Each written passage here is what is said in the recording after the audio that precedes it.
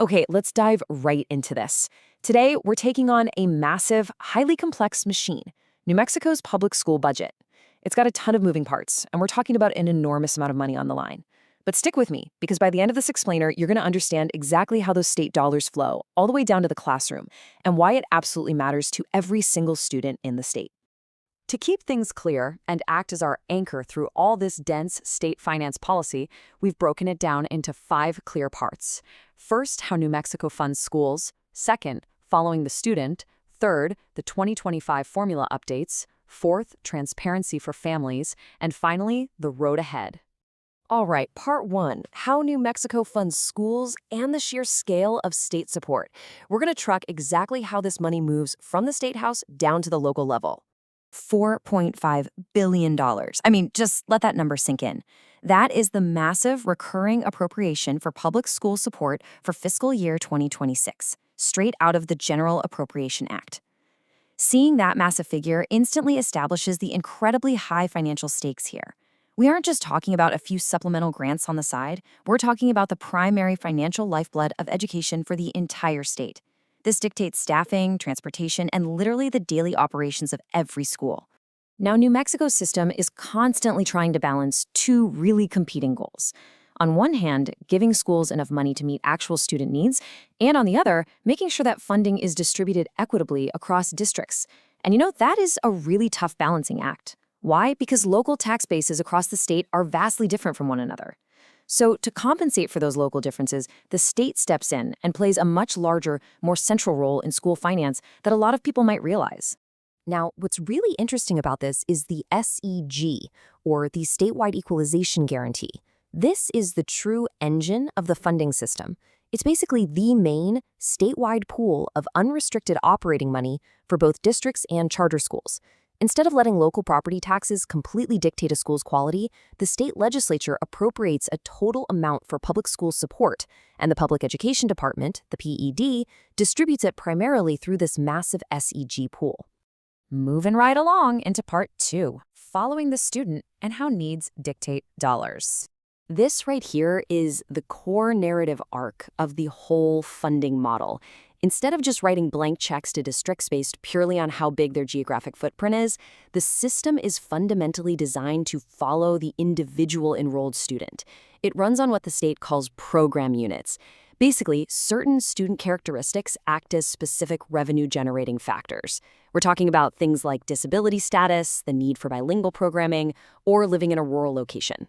The idea is simple but profound. The more costly a student's educational needs are, the more formula funding their enrollment generates. The state dollars scale directly with the need of the child. But while that unrestricted SEG pool is the main slice of the pie, it isn't the only one. The system also relies on what's called categorical funding. These are specific, targeted dollars used alongside the SEG funds.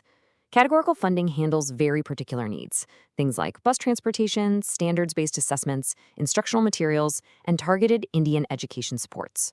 When you put them together, the unrestricted SEG and the targeted categorical funding make up the total public school support. Okay, let's jump into part 3, the 2025 formula updates, where we unpack House Bill 63. Because as we know, state funding is never static.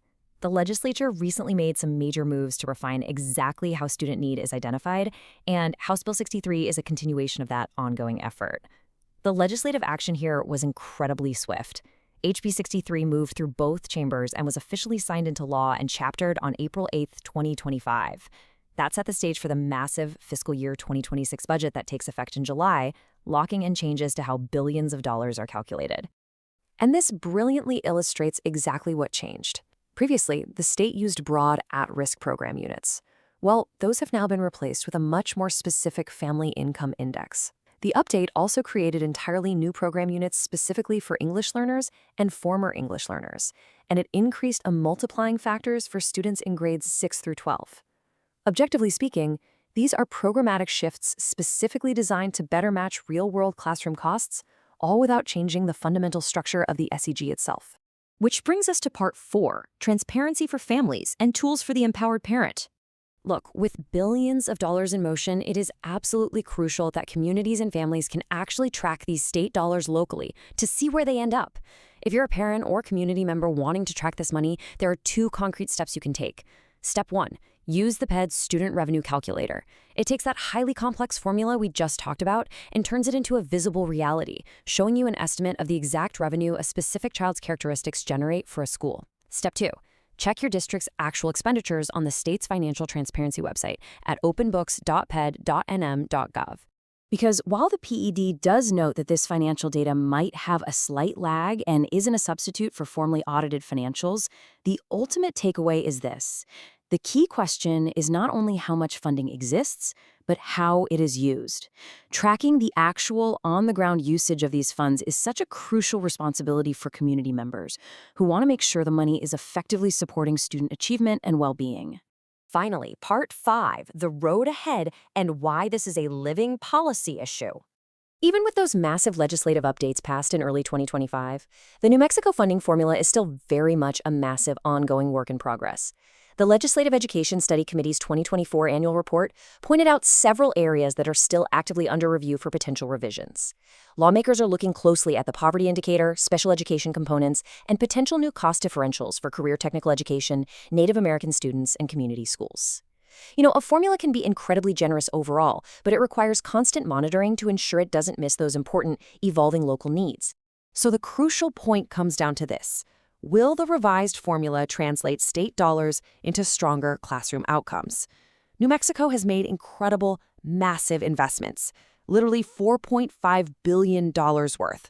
But school funding is a living, breathing policy issue. It's not just a one-time budget event. Whether funding keeps pace with inflation and whether that money actually reaches classrooms in ways that are equitable and effective across urban, rural, tribal, and frontier communities, well, that's the story you should be watching next. Thank you so much for joining me on this explainer. Keep utilizing those transparency tools, and I'll see you next time.